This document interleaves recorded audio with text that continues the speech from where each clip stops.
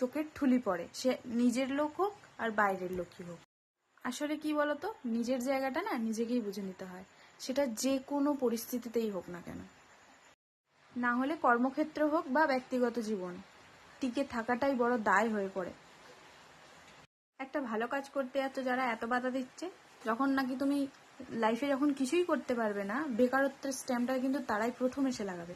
আর তারপরে কি করবে বলো তো, তোমার আস্তে আস্তে করে জীবনটা পুরো নষ্ট করে দেবে। তুমি বেঁচে থাকবে, তুমি নিঃশ্বাস প্রশ্বাস নেবে, অথচ তোমার ভেতরে একটা সুন্দর যে একটা আত্মা ছিল, সেটা তোমার আত্মাটাকেই মেরে দেবে। এটাই আমাদের সমাজ ভাই, মেনে নিতেই হবে। তাই নিজের অধিকার সবসময় নিজেকে বুঝে নিতে হবে, সেটা যে কোনো পরিস্থিতিই হোক না কেন, তাতে কোনো সম্পর্ক টিকুক বা না টিকুক, আই ডোন্ট কেয়ার। নিজের ভবিষ্যৎ নিজেকেই বাছাই করতে হবে। ওকে।